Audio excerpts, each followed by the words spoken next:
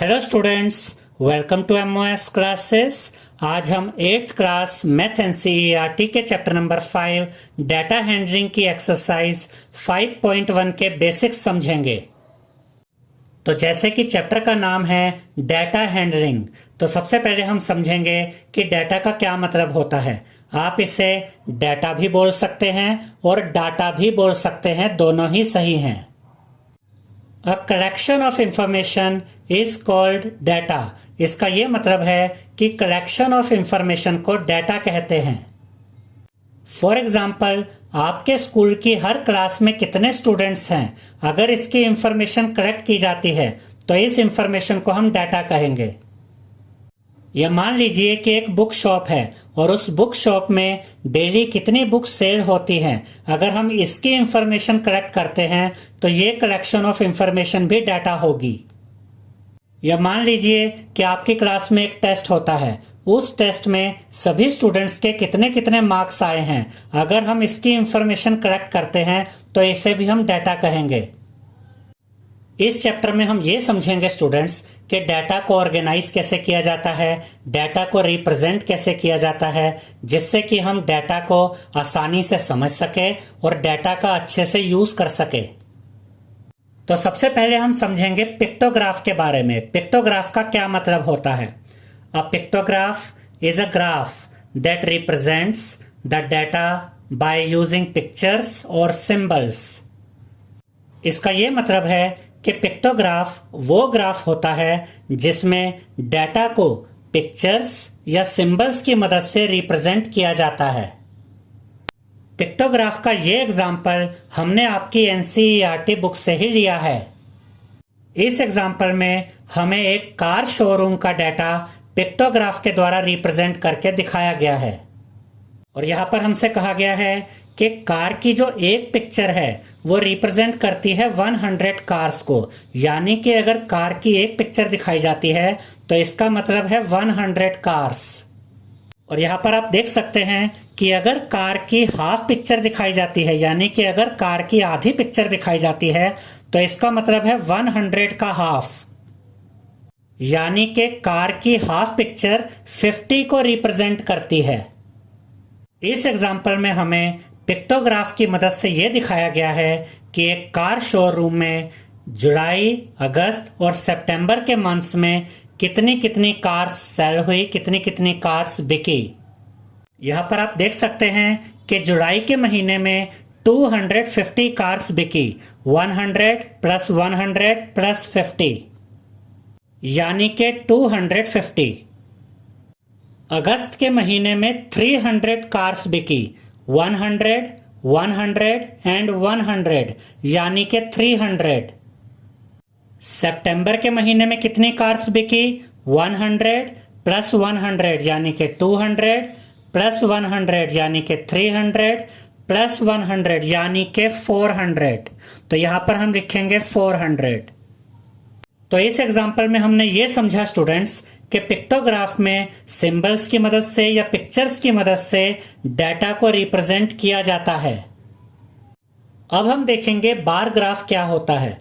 जब हम बार्स की मदद से डाटा को रिप्रेजेंट करते हैं तो ऐसे ग्राफ को हम बार ग्राफ कहते हैं। याद रखिएगा स्टूडेंट्स कि बार ग्राफ में जो बार्स होते हैं ये रेक्टेंगुलर शेप में होते हैं। अब हम एग्जाम्पल की मदद से बार ग्राफ के बारे में समझेंगे। यहाँ पर हमें ये टेबल दी गई है जिसमें हमें ये डाटा दिया गया है कि कौन कौन से महीने में कितनी वॉचेस सोल्ड हुई, यानी कि कौन कौन से महीने में कितनी वॉचेस बिकी। जैसे कि यहाँ पर आप देख सकते हैं जुलाई में 1000 वॉचेस बिकी, अगस्त में 1500 वॉचेस बिकी, सितंबर में 1500 वॉचेस बिकी, अक्टूबर में 2000 वॉचेस बिकी, नवंबर में 2500 वॉचेस बिकी और दिसंबर में 1500 वॉचेस बिकी। अब हम इस डाटा को बार ग्राफ की मदद से रिप्रेजेंट करेंगे। अब यहाँ पर आप देख सकते हैं स्टूडेंट्स कि ये एक ग्राफ पेपर है। इस ग्राफ पेपर पे सबसे पहले हम वाई एक्सिस बनाएंगे और एक्स एक्सिस बनाएंगे। ये जो लाइन आप देख रहे हैं ये वाई एक्सिस होती है और ये जो लाइन आप देख रहे हैं ये एक्स एक्सिस होती है।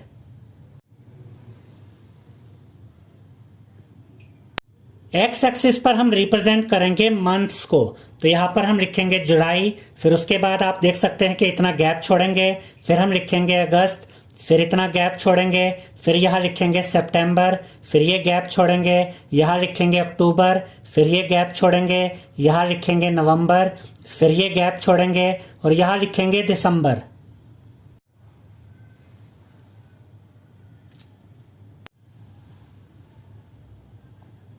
अब ध्यान से देखिए स्टूडेंट्स कि एक्स एक्सिस और वाई एक्सिस जिस पॉइंट पर मिलते हैं इस पॉइंट को हम 0 से रिप्रेजेंट करते हैं और वाई एक्सिस पर फ्रीक्वेंसी को रिप्रेजेंट किया जाता है।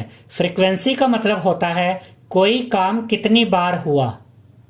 जैसे कि यहां पर आप देख सकते हैं कि जुलाई में कितनी वॉचेस सोल्ड हुई 1000, अगस्त में कितनी वॉचेस सोल्ड हुई 1500, सितंबर में कितनी वॉचेस सोल्ड हुई 1500। तो ये क्या है, ये फ्रीक्वेंसी है।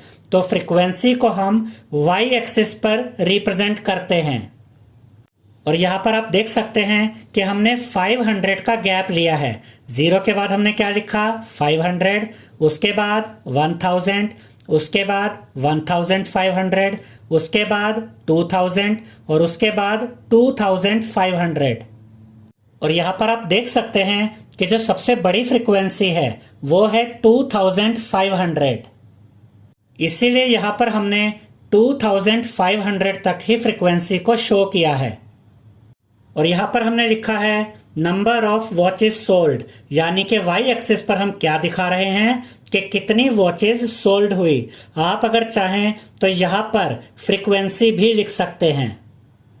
और यहां पर यह भी ध्यान रखिएगा स्टूडेंट्स कि यहां पर हमने 500 का गैप लिया है।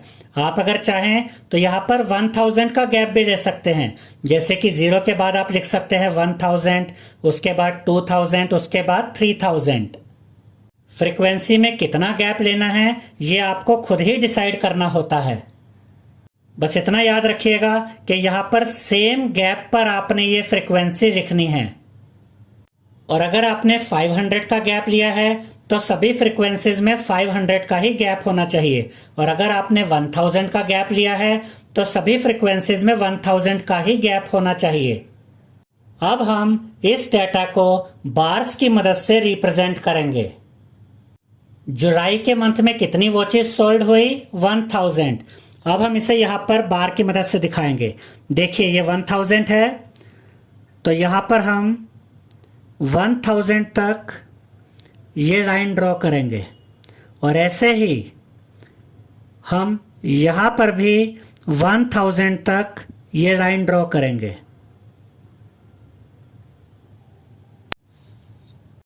अब हम इन दोनों को यहां पर ज्वाइन कर देंगे। अब यहां पर आप देख सकते हैं स्टूडेंट्स कि ये एक बार है जो कि रेक्टेंगुलर शेप में है और ये हमें ये दिखा रहा है कि जुलाई के मंथ में 1000 वॉचेस सोल्ड हुई।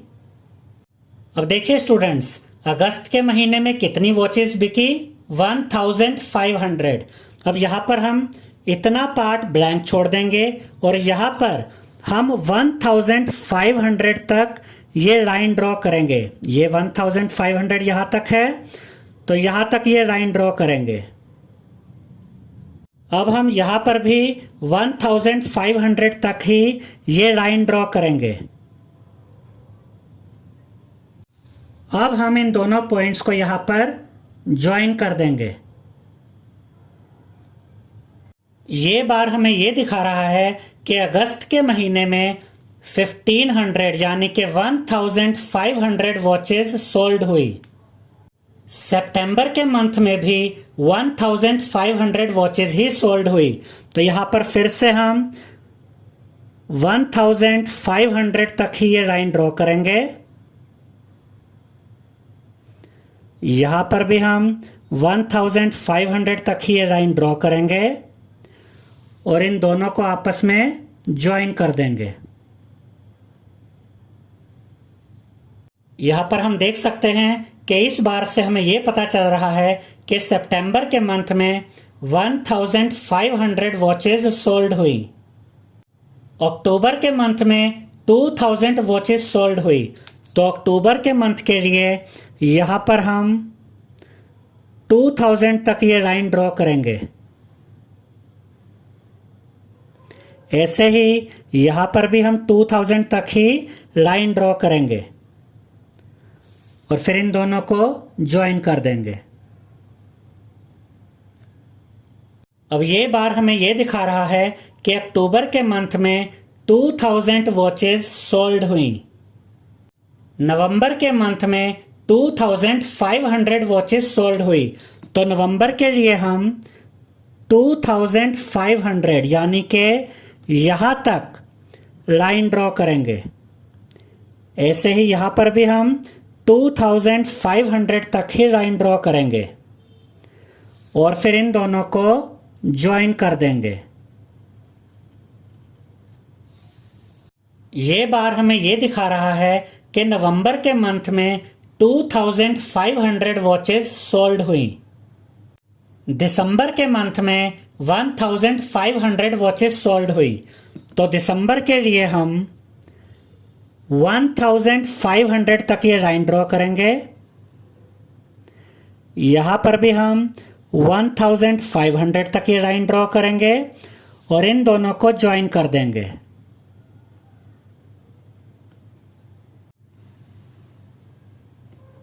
अब हम इस बार ग्राफ को देखकर बहुत आसानी से ये बता सकते हैं कि जुलाई के मंथ में 1000 वॉचेज सोल्ड हुई, अगस्त के मंथ में 1500 वॉचेज सोल्ड हुई, सितंबर के मंथ में 1500 वॉचेज सोल्ड हुई, अक्टूबर के मंथ में 2000 वॉचेज सोल्ड हुई, नवंबर के मंथ में 2500 वॉचेज सोल्ड हुई और दिसंबर के मंथ में 1500 वॉचेज सोल्ड हुई। आई होप स्टूडेंट्स कि आपको ये समझ में आ गया होगा कि बार ग्राफ की हेल्प से डाटा को कैसे रिप्रेजेंट किया जाता है। अब हम देखेंगे कि डबल बार ग्राफ क्या होता है। जब हम दो तरह का डाटा एक ही ग्राफ पर रिप्रेजेंट करते हैं तो उसके लिए हम डबल बार ग्राफ का यूज करते हैं। जैसे कि इस टेबल में हमें ये डाटा दिया गया है और इसमें हमें ये कहा गया है कि कौन कौन सी क्लासेस में नंबर ऑफ गर्ल्स कितनी है और नंबर ऑफ बॉयज कितने हैं, और हमें एक ही ग्राफ पर नंबर ऑफ गर्ल्स को भी रिप्रेजेंट करना है और नंबर ऑफ बॉयज को भी रिप्रेजेंट करना है। तो इसके लिए हम डबल बार ग्राफ का यूज करेंगे। ये एक्स एक्सिस होता है स्टूडेंट्स और ये वाई एक्सिस होता है। एक्स एक्सिस पर हम क्लासेस को रिप्रेजेंट करेंगे और वाई एक्सिस पर हम फ्रीक्वेंसी को रिप्रेजेंट करेंगे, यानी कि नंबर ऑफ स्टूडेंट्स को रिप्रेजेंट करेंगे। तो वाई एक्सिस पर हमने वैल्यूज ली हैं 5, 10, 15, 20, 25, 30, 35 एंड 40। यहां पर हमने 5-5 का गैप लिया है और इस टेबल में आप देख सकते हैं कि जो मैक्सिमम वैल्यू है वो 40 है, तो हमने वाई एक्सिस पर भी 40 तक ही वैल्यू ली है।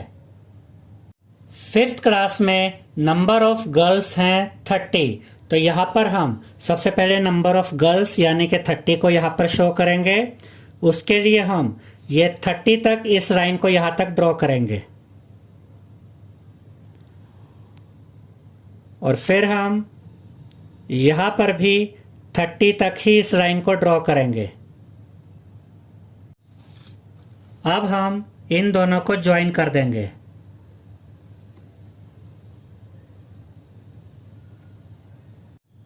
अब 5th क्लास में नंबर ऑफ बॉयज है 20, तो अब हम इसी के साथ नंबर ऑफ बॉयज यानी कि 20 को भी रिप्रेजेंट करेंगे।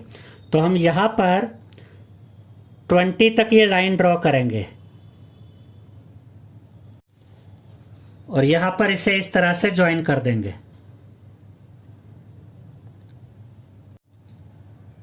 अब यहां पर आप देख सकते हैं कि नंबर ऑफ गर्ल्स हैं 30 और नंबर ऑफ बॉयज हैं 20। याद रखिएगा स्टूडेंट्स कि डबल बार ग्राफ डाटा के कंपैरिजन में काम आता है। डबल बार ग्राफ के द्वारा आप डाटा का कंपैरिजन कर सकते हैं। आप अगर चाहें तो यहां पर ये इस तरह से लिखकर भी दिखा सकते हैं 30 और यहां पर 20। अब क्योंकि ये 5th क्लास का डाटा है तो यहां पर हम लिख सकते हैं 5th। अब ये दोनों ही बार सेम लग रहे हैं तो इनको अलग अलग दिखाने के लिए जो नंबर ऑफ बॉयज वाला बार है इसको हम शेड कर देंगे।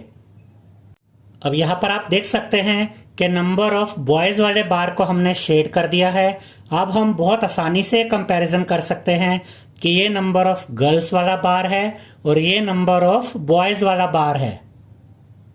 एक और इम्पोर्टेंट पॉइंट याद रखिएगा स्टूडेंट्स कि जब भी आप ग्राफ बनाते हैं तो कभी भी पेन का यूज मत करिएगा। ग्राफ हमेशा पेंसिल से ही बनाना है। 6th क्लास में नंबर ऑफ गर्ल्स हैं 35 तो यहां पर हम 35 तक ये लाइन ड्रॉ करेंगे।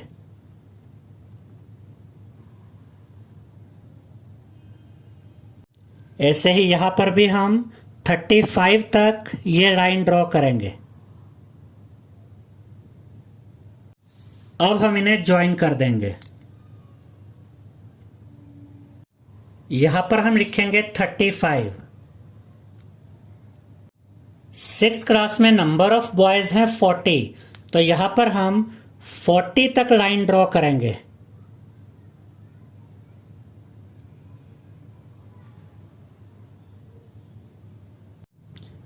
इस लाइन को भी हम 40 तक बढ़ाएंगे। अब हम इन दोनों लाइंस को ज्वाइन कर देंगे।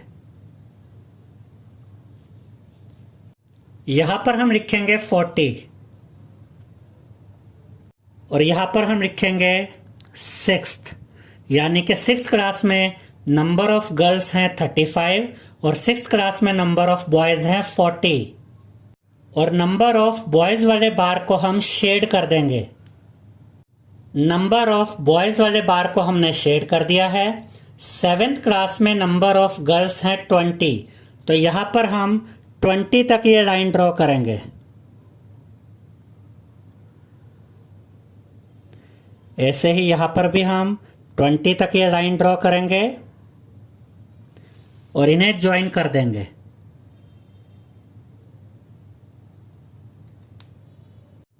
यहां पर हम लिखेंगे 20। 7th क्लास में नंबर ऑफ बॉयज हैं 25 तो हम यहां पर 25 तक ये लाइन ड्रॉ करेंगे।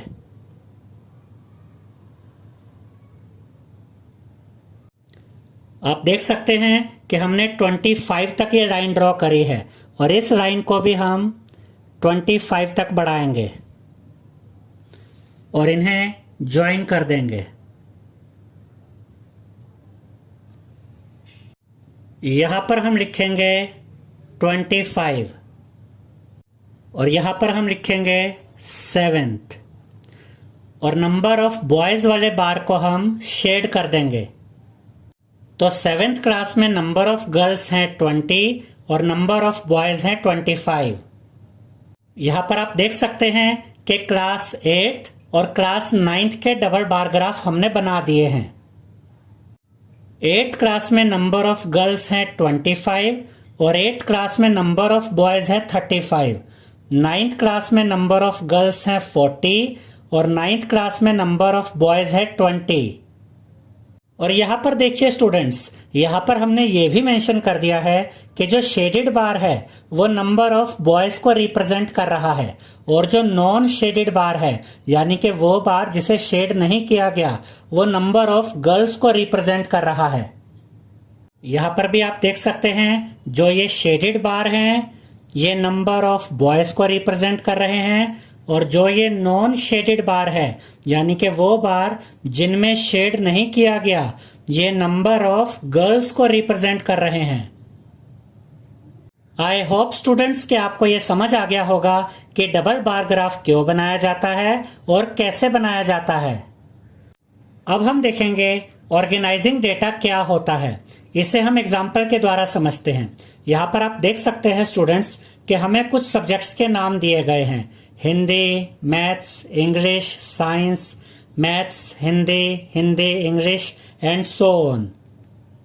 अब अगर आपसे ये पूछा जाए कि बताइए कि इस डाटा में हिंदी कितनी बार आया, तो आपको हिंदी सब्जेक्ट को यहाँ पर ढूंढना पड़ेगा और काउंट करना पड़ेगा। लेकिन अगर हम इस डाटा को ऑर्गेनाइज कर देते हैं तो हमारे लिए ये समझना, ये जानना आसान हो जाता है कि कौन सा सब्जेक्ट कितनी बार आया है। याद रखिएगा स्टूडेंट्स कि जब हम ये कहते हैं कि हम इस डाटा को ऑर्गेनाइज करेंगे तो इसका ये मतलब है कि हम इस डाटा को टेबुलर फॉर्म में रिप्रेजेंट करेंगे, टेबुलर फॉर्म में दिखाएंगे। टेबुलर फॉर्म का मतलब होता है टेबल की फॉर्म में। हम टेबुलर फॉर्म में ये दिखाएंगे कि हिंदी सब्जेक्ट कितनी बार आया, मैथ सब्जेक्ट कितनी बार आया, इंग्लिश सब्जेक्ट कितनी बार आया और साइंस सब्जेक्ट कितनी बार आया।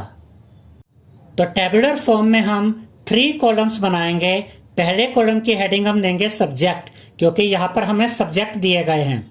सेकंड कॉलम की हेडिंग हम देंगे टैली मार्क्स। टैली मार्क्स क्या होते हैं ये अभी हम आपको बताएंगे। और थर्ड कॉलम की हेडिंग हम देंगे फ्रीक्वेंसी। फ्रीक्वेंसी का मतलब होता है कोई काम कितनी बार हुआ, यानी कि यहाँ पर कौन सा सब्जेक्ट कितनी बार आया ये उसकी फ्रीक्वेंसी होगी। मान लीजिए कि हिंदी 9 टाइम्स आया, तो हिंदी की फ्रीक्वेंसी क्या होगी? 9। तो सबसे पहले यहाँ पर हम लिखेंगे हिंदी और यहाँ पर हम चेक करेंगे कि हिंदी सब्जेक्ट कितनी बार आया। यहाँ पर हम देख सकते हैं कि हिंदी 1 बार यहाँ पर आया, ये 2 बार आया, 3 बार, ये 4 बार आया, 5, 6, 7, यहाँ पर हिंदी नहीं है, यहाँ पर भी नहीं है, 8, 9, यानी कि हिंदी यहाँ पर 9 टाइम्स आया। तो यहाँ पर हम फ्रीक्वेंसी में लिखेंगे 9, यानी कि हिंदी की फ्रीक्वेंसी है 9। याद रखिएगा स्टूडेंट्स कि टैली मार्क्स भी डाटा को रिप्रेजेंट करने का एक तरीका होता है और ये भी फ्रीक्वेंसी से ही रिलेटेड होता है। तो हिंदी की फ्रीक्वेंसी है 9। अब इसी फ्रीक्वेंसी 9 को हम यहाँ टैली मार्क्स के थ्रू रिप्रेजेंट करेंगे। तो 9 को हम टैली मार्क्स में कैसे दिखाएंगे?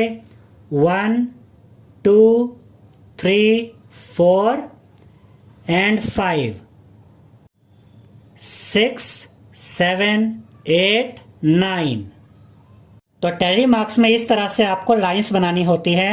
1, 2, 3, 4, 4 के बाद 5 के लिए आपको इस तरह से इन 4 लाइंस को काटना होता है। इसका मतलब है 5 और उसके बाद ये 6, 7, 8 एंड 9। उसके बाद यहाँ पर हम लिखेंगे मैथ्स। और जब आप इस डाटा में मैथ्स को चेक करेंगे तो आपको पता चलेगा कि मैथ यहाँ पर 6 टाइम्स आया है, तो मैथ की फ्रीक्वेंसी होगी 6। अब इस 6 को यहाँ पर हम टैली मार्क्स में रिप्रेजेंट करेंगे। 1, 2, 3, 4, 5 एंड 6। उसके बाद यहाँ पर हम इंग्लिश लिखेंगे और इस डाटा में जब आप चेक करेंगे तो आपको मिलेगा कि इंग्लिश यहाँ पर 4 टाइम्स आया है, तो फ्रीक्वेंसी में हम लिखेंगे 4। अब इस 4 को हम यहाँ पर टैली मार्क्स के द्वारा रिप्रेजेंट करेंगे। 1, 2, 3, 4। उसके बाद यहाँ पर हम लिखेंगे साइंस। साइंस को जब आप इस डाटा में चेक करेंगे तो आपको मिलेगा कि यहाँ पर साइंस 7 टाइम्स आया है, तो साइंस की फ्रीक्वेंसी आप लिखेंगे 7। इस फ्रीक्वेंसी 7 को अब हम टैली मार्क्स के थ्रू दिखाएंगे। 1, 2, 3, 4, 5, 6 एंड 7। तो इस तरह से हमने इस डाटा को ऑर्गेनाइज करके दिखा दिया है। अब अगर आपको ये टेबल दिखाई जाए और आपसे पूछा जाए कि इस डाटा में हिंदी कितनी बार आया, तो आप बहुत आसानी से बता सकते हैं 9 टाइम्स। मैथ कितनी बार आया? 6 टाइम्स। इंग्लिश कितनी बार आया? 4 टाइम्स। साइंस कितनी बार आया? 7 टाइम्स। तो डाटा को ऑर्गेनाइज करने से हमारे लिए डाटा को पढ़ना, डाटा को समझना आसान हो जाता है। अब हम पढ़ेंगे ग्रुपिंग डाटा के बारे में, यानी कि डाटा की ग्रुपिंग कैसे की जाती है। इस एग्जाम्पल में हमसे कहा गया है the following marks out of 50 obtained in English by 60 students. इसका ये मतलब है स्टूडेंट्स कि इंग्लिश का 50 मार्क्स का टेस्ट हुआ और 60 स्टूडेंट्स ने ये टेस्ट दिया और इन 60 स्टूडेंट्स के मार्क्स यहाँ पर हमें दिए गए हैं और हमें इस डाटा को ऑर्गेनाइज करके दिखाना है। अभी जो मेथड हमने आपको बताया था स्टूडेंट्स, अगर हम उस मेथड से इस डाटा को ऑर्गेनाइज करते हैं तो उसमें हमें बहुत बड़ी टेबल बनानी पड़ेगी और उसमें टाइम भी बहुत ज़्यादा लगेगा, क्योंकि उस मेथड में हमें ये चेक करना पड़ेगा कि 5 मार्क्स कितने स्टूडेंट्स के आए हैं, 10 मार्क्स कितने स्टूडेंट्स के आए हैं, 11 मार्क्स कितने स्टूडेंट्स के आए हैं, या 30 मार्क्स कितने स्टूडेंट्स के आए हैं। तो पिछला मेथड जो हमने आपको बताया था डाटा को ऑर्गेनाइज करने का, उस मेथड से अगर हम इस डाटा को ऑर्गेनाइज करते हैं तो हमारे लिए ये डिफिकल्ट हो जाएगा। तो इस तरह के बड़े डाटा को ऑर्गेनाइज करने के लिए हम डाटा के ग्रुप बनाते हैं और इन्हीं ग्रुप्स को हम क्लास इंटरवल्स भी कहते हैं। तो इस डाटा को ऑर्गेनाइज करने के लिए हम इस तरह से ये टेबल बनाएंगे। यहाँ पर हम लिखेंगे क्लास इंटरवल, यहाँ पर हम लिखेंगे टैली मार्क्स और यहाँ पर हम लिखेंगे फ्रीक्वेंसी। अब यहाँ पर हम क्लास इंटरवल्स लिखेंगे। क्लास इंटरवल्स ग्रुप्स को ही कहा जाता है। तो यहाँ पर हम लिखेंगे 0 to 10, 10 to 20, 20 to 30, 30 to 40, 40 to 50 and 50 to 60। अब मान लीजिए कि 6 बच्चे ऐसे हैं जिनके मार्क्स 0 से 10 के बीच में हैं, तो हम यहाँ पर 6 लिखेंगे। और मान लीजिए कि 10 ऐसे बच्चे हैं जिनके मार्क्स 10 से 20 के बीच में हैं, तो यहाँ पर हम 10 लिखेंगे। अब एक बहुत इंपॉर्टेंट पॉइंट याद रखिएगा स्टूडेंट्स कि अगर किसी बच्चे के 10 मार्क्स हैं तो वो जो 10 मार्क्स हैं वो यहाँ पर नहीं आएगा, बल्कि वो यहाँ पर आएगा। कौन से क्लास इंटरवल में? 10 to 20 वाले में। याद रखिएगा स्टूडेंट्स कि 0 to 10 में 0 से लेकर 9 तक मार्क्स काउंट होते हैं। 10 to 20 में 10 से लेकर 19 तक मार्क्स काउंट होते हैं। 20 to 30 में 20 से लेकर 29 तक मार्क्स काउंट होते हैं। 30 to 40 में 30 से लेकर 39 तक मार्क्स काउंट होते हैं। 40 to 50 में 40 से लेकर 49 तक मार्क्स काउंट होते हैं। 50 to 60 में 50 से लेकर 59 तक मार्क्स काउंट होते हैं। अब मान लीजिए कि किसी स्टूडेंट के 9 मार्क्स है तो उसकी एंट्री इस क्लास इंटरवल में होगी, और अगर किसी स्टूडेंट के 10 मार्क्स हैं तो उसकी एंट्री इस क्लास इंटरवल में होगी, और अगर किसी स्टूडेंट के 29 मार्क्स हैं तो उसकी एंट्री इस क्लास इंटरवल में होगी, और अगर किसी स्टूडेंट के 30 मार्क्स है तो उसकी एंट्री इस क्लास इंटरवल में होगी। तो इस क्लास इंटरवल में 0 से लेकर 9 तक मार्क्स आएंगे। अब हम इस डाटा में ये चेक करेंगे कि कितने स्टूडेंट्स ऐसे हैं जिनके मार्क्स 0 से लेकर 9 तक हैं। उन सभी की एंट्री इस क्लास इंटरवल में होगी। तो 0 से लेकर 9 तक इस डाटा में एक तो 5 है, उसके अलावा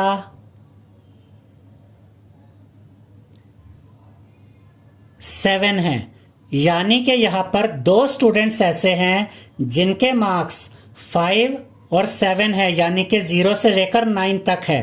तो यहाँ पर हम लिखेंगे 2।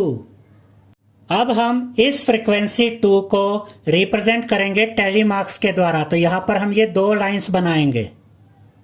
तो फ्रीक्वेंसी 2 का ये मतलब है कि 2 स्टूडेंट्स ऐसे हैं जिनके मार्क्स 0 से लेकर 9 तक हैं। इसे लिखते हम 0 to 10 है, लेकिन इसमें 10 इंक्लूड नहीं होता है। अब अगला क्लास इंटरवल है 10 to 20। अब हम ये देखेंगे कि इस डाटा में कितने स्टूडेंट्स ऐसे हैं जिनके मार्क्स 10 से लेकर 19 तक हैं। अब देखिए स्टूडेंट्स, 10 भी इसी क्लास इंटरवल में आएगा, यानी कि 1 नंबर हो गया। इसके अलावा 12 भी इसी क्लास इंटरवल में आएगा, यानी कि 2 नंबर हो गए। 15 भी इसी क्लास इंटरवल में आएगा, यानी कि 3 नंबर हो गए। 18 भी इसी क्लास इंटरवल में आएगा, यानी कि 4 नंबर हो गए। 19 भी इसी क्लास इंटरवल में आएगा, यानी कि 5 नंबर हो गए। 18 भी इसी क्लास इंटरवल में आएगा, यानी कि 6 नंबर हो गए। 16 भी इसी क्लास इंटरवल में आएगा, यानी कि 7 नंबर हो गए।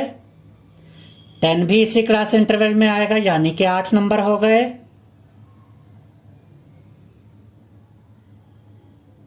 16 भी इसी क्लास इंटरवल में आएगा यानी कि 9 नंबर हो गए, और 17 भी इसी क्लास इंटरवल में आएगा यानी कि 10 नंबर हो गए। तो यहां पर फ्रीक्वेंसी में हम लिखेंगे 10 यानी कि 10 स्टूडेंट ऐसे हैं, 10 स्टूडेंट्स ऐसे हैं जिनके मार्क्स 10 से लेकर 19 तक हैं। अब हम इस फ्रीक्वेंसी को यहां पर टेली मार्क्स के रूप में रिप्रेजेंट करेंगे। अब देखिए 1 2 3 4 5 6 7 8 9 10। नेक्स्ट क्लास इंटरवल है 20 to 30 यानी कि हम इस डाटा में ये चेक करेंगे कि कितने ऐसे स्टूडेंट्स हैं जिनके मार्क्स 20 से लेकर 29 तक है। तो इस डाटा में जब आप चेक करेंगे तो आपको पता चलेगा कि 21 ऐसे स्टूडेंट्स हैं जिनके मार्क्स 20 से लेकर 29 तक है। तो यहाँ फ्रीक्वेंसी में आप लिखेंगे 21 और इस फ्रीक्वेंसी 21 को आप टेली मार्क्स के द्वारा यहाँ पर रिप्रेजेंट करेंगे।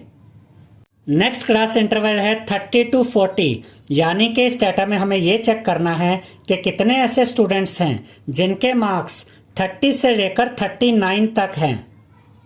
तो इस डाटा में आप चेक कर सकते हैं कि 19 ऐसे स्टूडेंट्स हैं जिनके मार्क्स 30 से लेकर 39 तक है।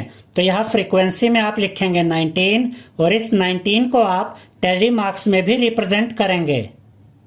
नेक्स्ट क्लास इंटरवल है 40 to 50 यानी कि इस डाटा में हम ये चेक करेंगे कि कितने ऐसे स्टूडेंट्स हैं जिनके मार्क्स 40 से लेकर 49 तक है। और जब आप इस डाटा को चेक करेंगे तो आपको पता चलेगा कि 7 ऐसे स्टूडेंट्स हैं जिनके मार्क्स 40 से लेकर 49 तक है। तो यहाँ फ्रीक्वेंसी में आप लिखेंगे 7 और 7 को आप यहाँ पर टेली मार्क्स के द्वारा भी रिप्रेजेंट करेंगे। नेक्स्ट क्लास इंटरवल है 50 to 60 यानी कि इस डाटा में हम ये चेक करेंगे कि कितने ऐसे स्टूडेंट्स हैं जिनके मार्क्स 50 से लेकर 59 तक हैं। और जब आप इस डाटा को चेक करेंगे तो आपको पता चलेगा कि एक यानी कि 1 स्टूडेंट ऐसा है जिसके मार्क्स 50 से लेकर 59 तक हैं। यहाँ पर आप देख सकते हैं स्टूडेंट्स कि एक स्टूडेंट ऐसा है जिसके मार्क्स 50 हैं, इसीलिए यहाँ पर फ्रीक्वेंसी 1 आई है। क्योंकि ये जो 50 है ये कौन से क्लास इंटरवल में आएगा, ये 50 to 60 में आएगा। और जब आप इन सभी फ्रीक्वेंसीज को ऐड करेंगे तो आपको मिलेगा 60। और इस एग्जाम्पल में भी हमसे यही कहा गया था कि टोटल 60 स्टूडेंट्स हैं जिन्होंने ये टेस्ट दिया है। तो अगर इन फ्रीक्वेंसीज को ऐड करके 60 नहीं आता है तो इसका यह मतलब है कि आपने कहीं पर कोई गलती की है। ये एग्जाम्पल आपकी एनसीईआरटी बुक में दिया गया है, आप वहां से भी इस डाटा को चेक कर सकते हैं।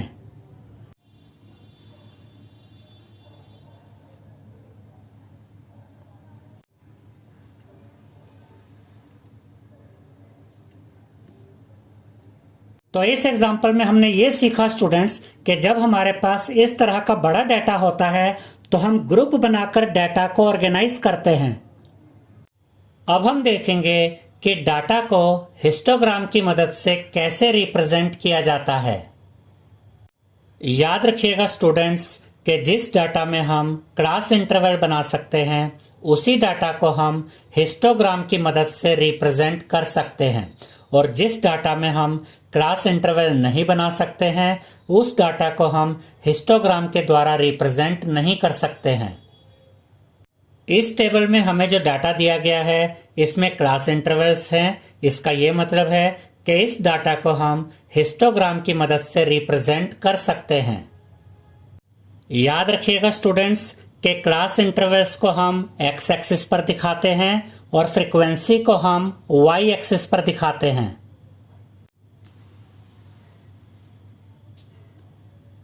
यहां पर आप देख सकते हैं कि ये एक्स एक्सिस है और ये वाई एक्सिस है। एक्स एक्सिस पर हमने क्लास इंटरवल्स को दिखाया है और वाई एक्सिस पर हमने फ्रीक्वेंसी को दिखाया है।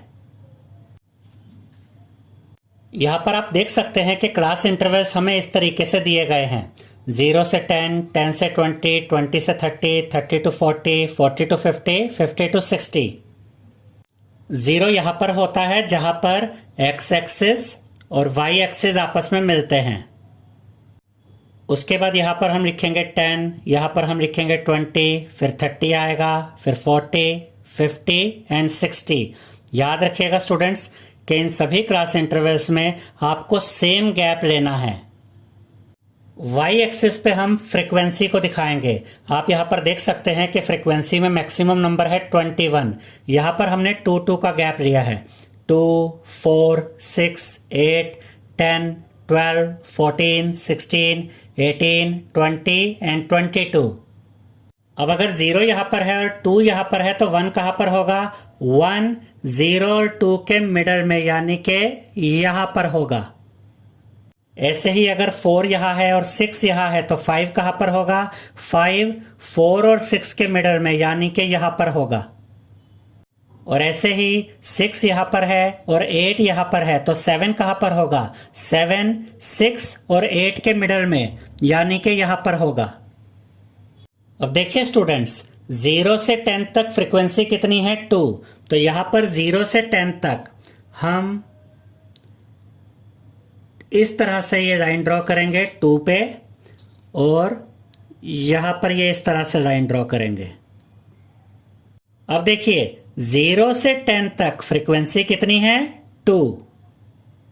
अगर आप चाहें तो यहाँ पर ऐसे 2 लिखकर भी दिखा सकते हैं। अब उसके बाद 10 से 20 तक फ्रीक्वेंसी कितनी है? 10।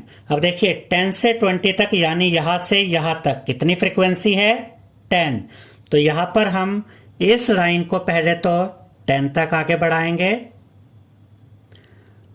और इस 20 पे आएंगे और इसे भी यहां पर 10 तक ऊपर की तरफ बढ़ाएंगे और इन दोनों को ज्वाइन कर देंगे।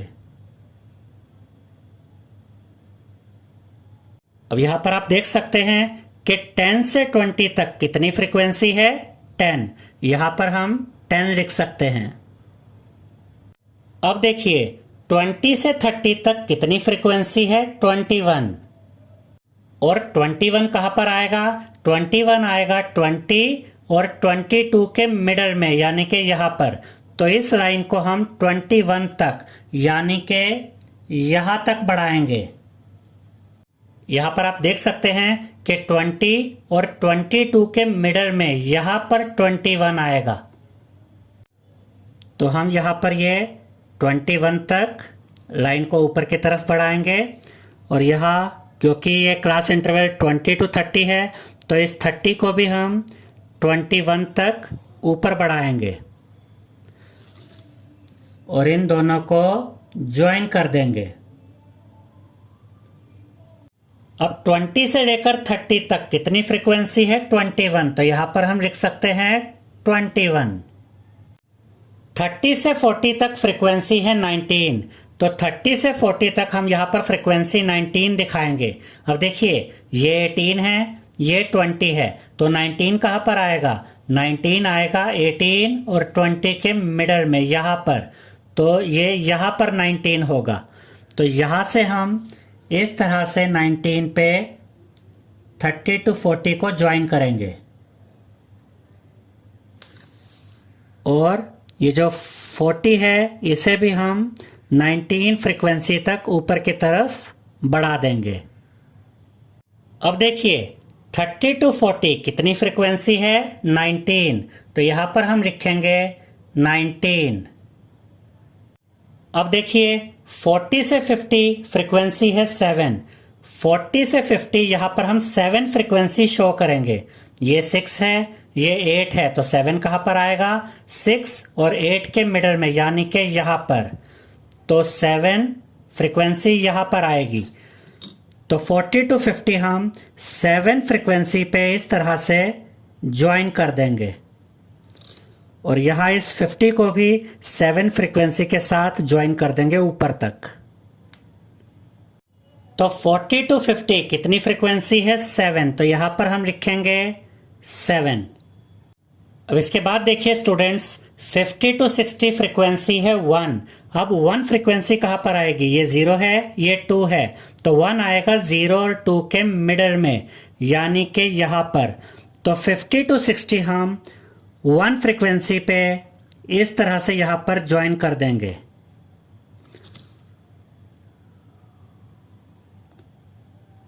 50 to 60 फ्रीक्वेंसी है 1, तो यहां पर हम लिखेंगे 1। तो इस तरह से हमने इस डाटा को हिस्टोग्राम की मदद से रिप्रेजेंट करके दिखा दिया है। और यहां पर आप देख सकते हैं कि हिस्टोग्राम में भी बार ही बनते हैं, लेकिन ये बार आपस में जुड़े हुए होते हैं। आई होप स्टूडेंट्स कि आपको ये समझ में आ गया होगा कि हिस्टोग्राम कैसे बनाया जाता है। अब इस एग्जाम्पल को देखिए स्टूडेंट्स, ये एग्जाम्पल पिछले एग्जाम्पल से थोड़ा सा डिफरेंट है। पिछले एग्जाम्पल में जो क्लास इंटरवल्स थे वो 0 से स्टार्ट हो रहे थे, 0 to 10, 10 to 20, 20 to 30। लेकिन इस एग्जाम्पल में जो क्लास इंटरवल्स हैं वो 20 से स्टार्ट हो रहे हैं। और यहाँ पर देखिए सभी क्लास इंटरवल्स में 5-5 का गैप है, 20 to 25, 25 to 30, 30 to 35, 35 to 40 and 40 to 45। और पिछले एग्जाम्पल में हमने आपको ये बताया था स्टूडेंट्स कि क्लास इंटरवल्स को हम एक्स एक्सिस पर दिखाते हैं और फ्रीक्वेंसी को हम वाई एक्सिस पर दिखाते हैं। अब आप इन क्लास इंटरवल्स को एक्स एक्सिस पर कैसे दिखाएंगे? हो सकता है कि आप इन क्लास इंटरवल्स को एक्स एक्सिस पर इस तरह से दिखाएं, 0, 20, 25, 30, 35, 40, 45। लेकिन ये गलत है। और ये गलत इसलिए है क्योंकि यहाँ पर देखिए ऐसा लग रहा है कि पहला क्लास इंटरवल 0 से लेकर 20 तक है और उसके बाद के सभी क्लास इंटरवल्स में 5-5 का गैप है, जबकि पहले क्लास इंटरवल में तो 20 का गैप हो गया, 20 का गैप हो गया। लेकिन आपको ये याद रखना है कि क्लास इंटरवल्स का गैप सभी जगह पर सेम होना चाहिए, जबकि यहाँ पर ऐसा नहीं हो रहा है। पहले क्लास इंटरवल में 20 का गैप है और उसके बाद के क्लास इंटरवल्स में 5-5 का गैप है।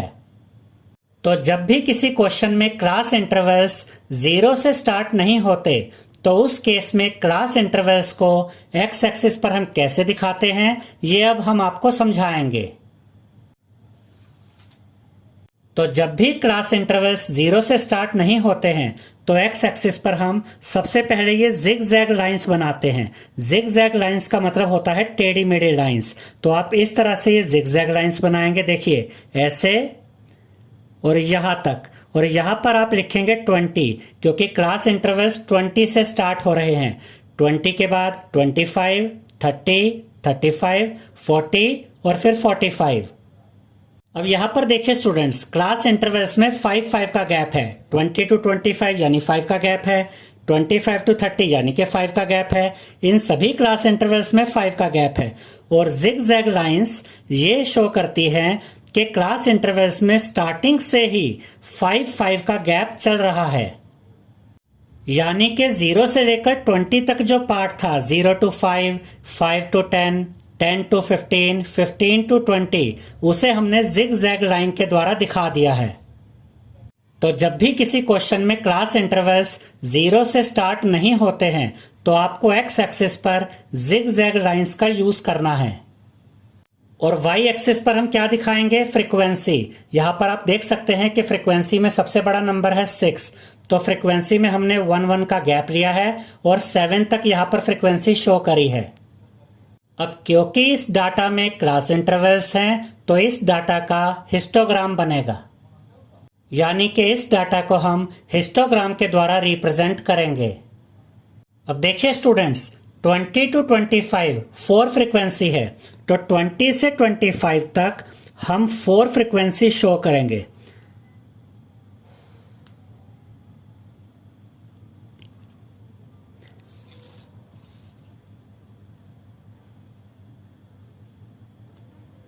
अब देखिए 20 से 25 तक कितनी फ्रीक्वेंसी है? 4, तो यहां पर हम लिखेंगे 4।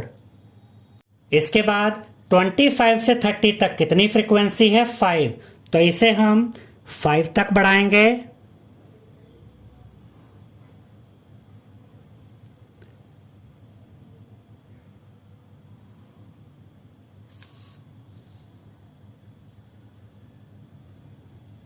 अब यहां पर आप देख सकते हैं 25 से 30 तक कितनी फ्रीक्वेंसी है? 5, तो यहां पर हम लिखेंगे 5। 30 से 35 तक कितनी फ्रीक्वेंसी है? 6, तो 30 से 35 तक हम 6 फ्रीक्वेंसी को शो करेंगे।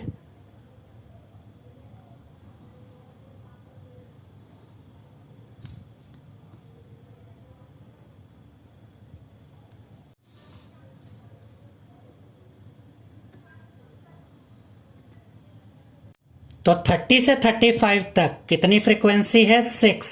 तो यहां पर हम लिखेंगे 6।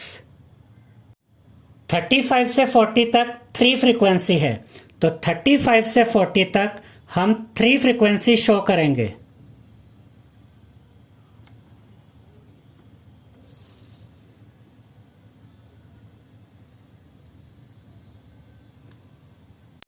थर्टी 35 से 40 तक कितनी फ्रीक्वेंसी है? 3। तो यहां पर हम लिखेंगे 3। 40 से 45 तक 2 फ्रीक्वेंसी है, तो 40 से 45 तक हम 2 फ्रीक्वेंसी को शो करेंगे।